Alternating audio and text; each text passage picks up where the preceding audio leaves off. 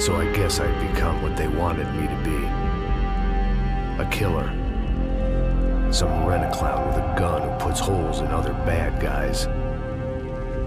Well, that's what they had paid for, so in the end, that's what they got. Say what you want about Americans, but we understand capitalism. You buy yourself a product and you get what you pay for. And these chumps had paid for some angry gringo without the sensibilities to know right from wrong. Here I was, about to execute this poor bastard like some dime store angel of death. And I realized they were correct. I wouldn't know right from wrong if one of them was helping the poor and the other was banging my sister.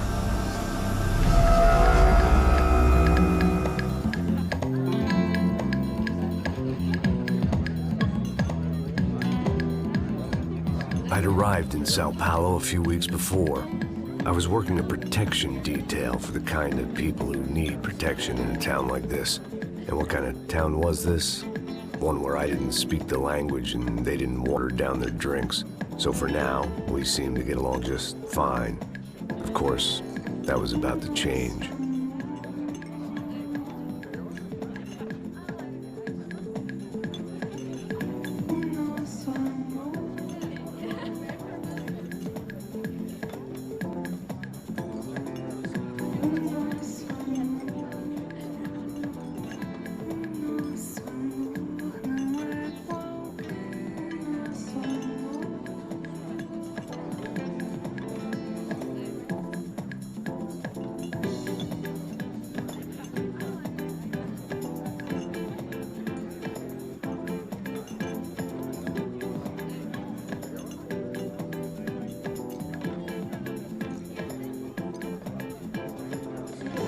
That didn't mean much. There was always something rotten in the air.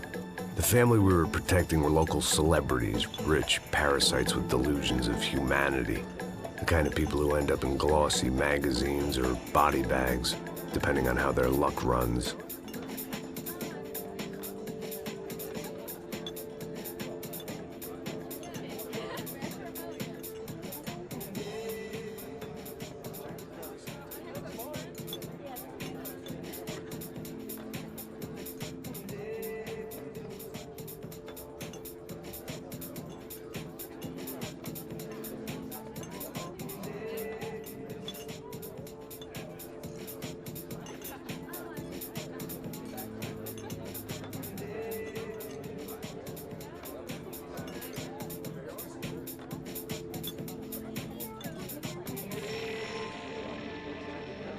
I was mostly working for Rodrigo Branco, a local businessman.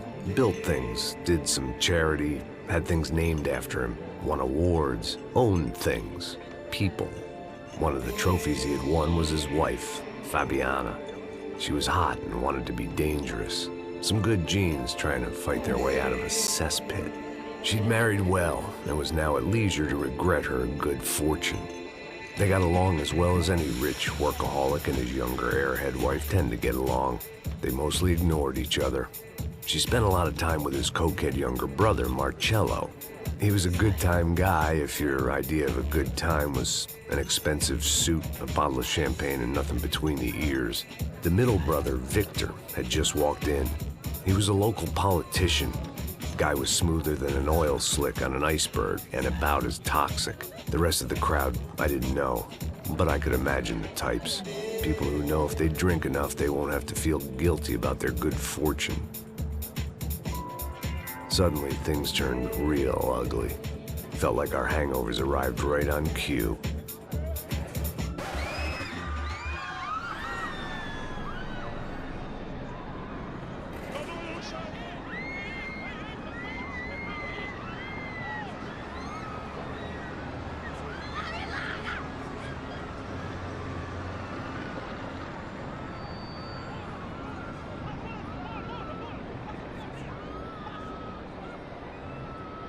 Things had gone from fine to fucked up in about a second, and now there were two idiots at the wheel.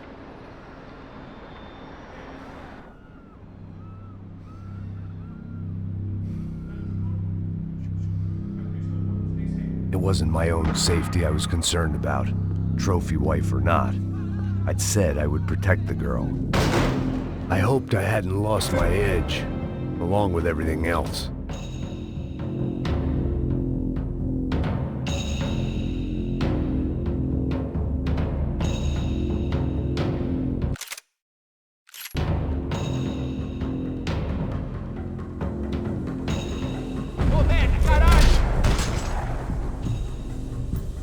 It was time to choose, a nasty fall or a bullet to the head.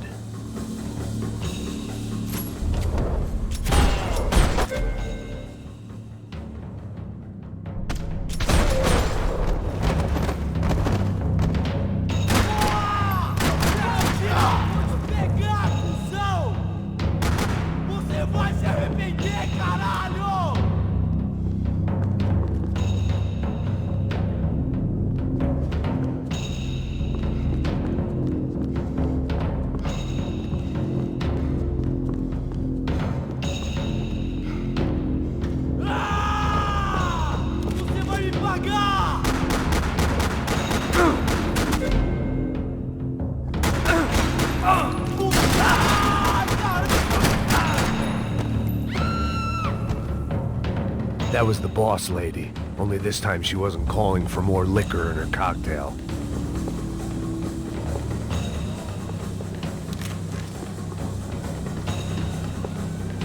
She was out on one of the balconies, and I hoped, not about to be thrown off it.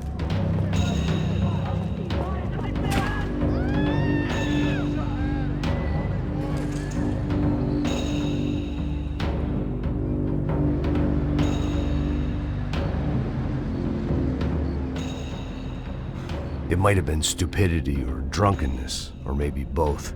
But before I knew it, I was back taking insane risks, trying to save fallen women.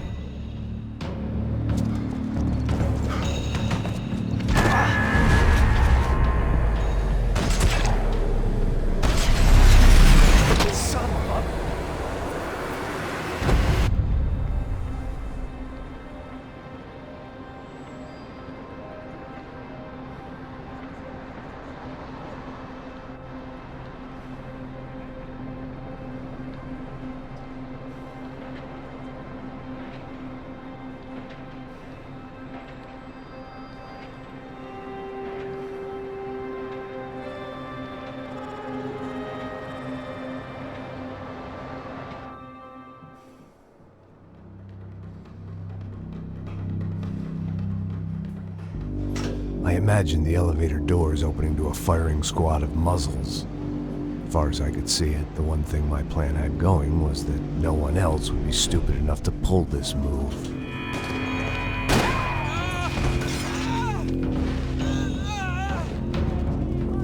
Where you got him?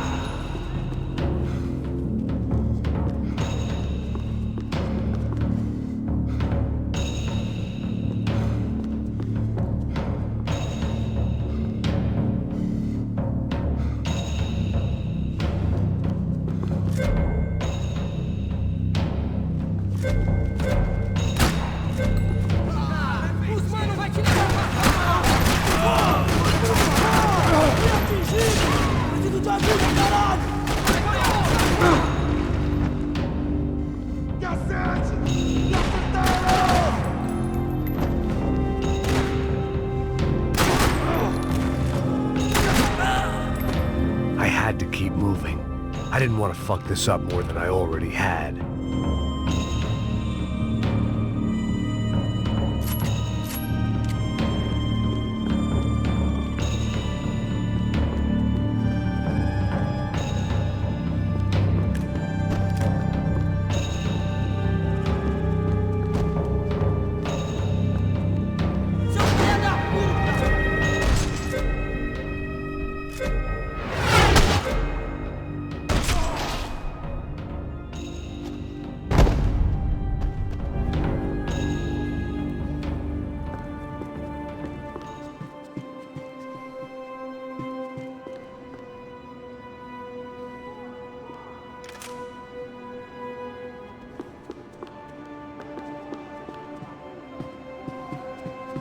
It looked like they were taking him out through the basement. Maybe I still had a shot.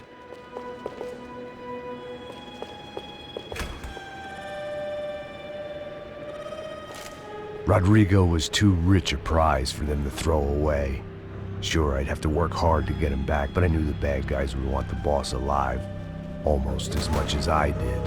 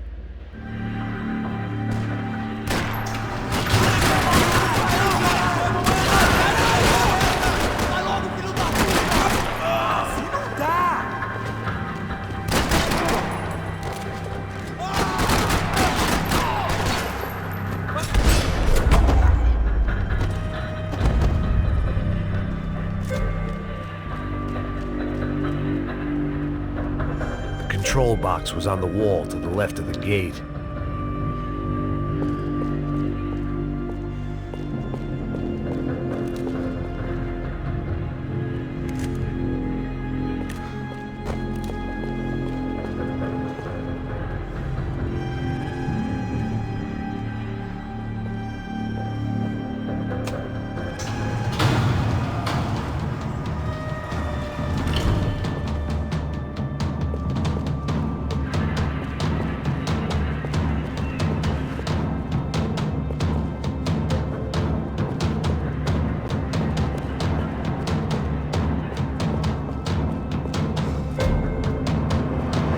Dragging Bronco along would slow them down, but not much.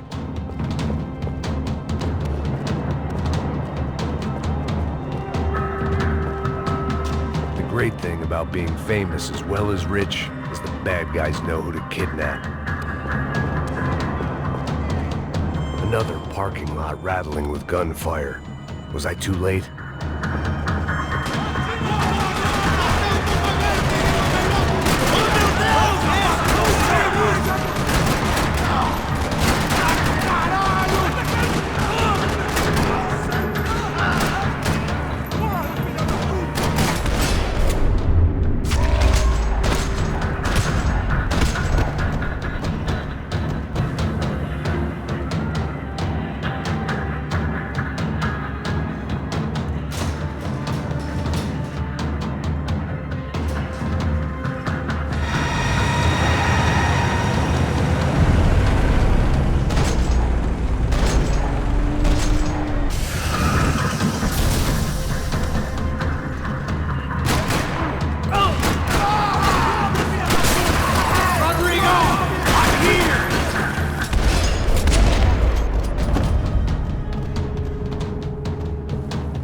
Rodrigo!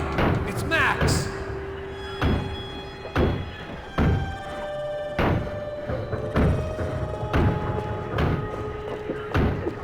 Rodrigo was in the van. Maybe it was time to let him out.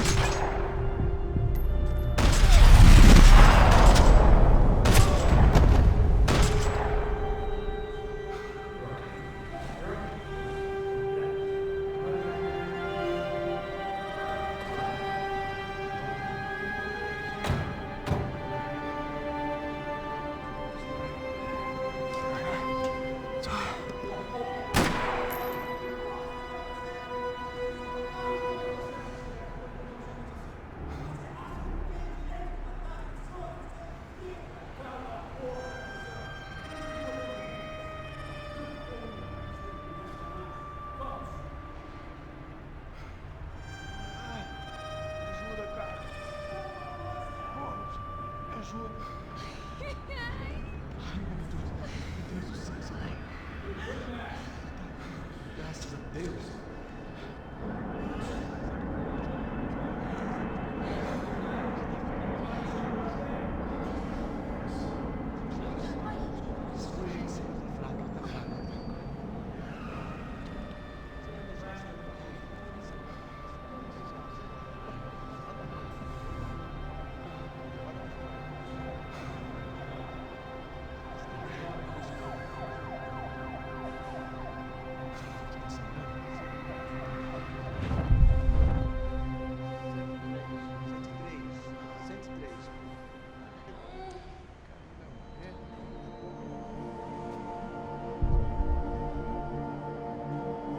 Back home, it was time for some R&R, the only way I knew how.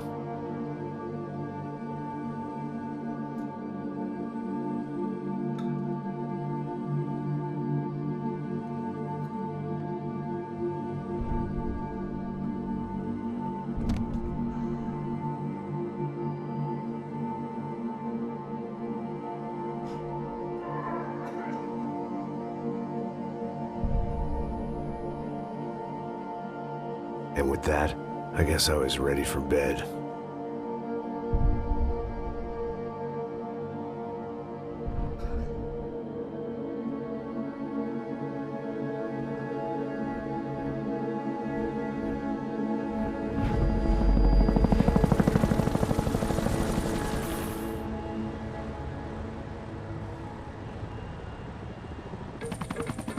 A couple of days later, it was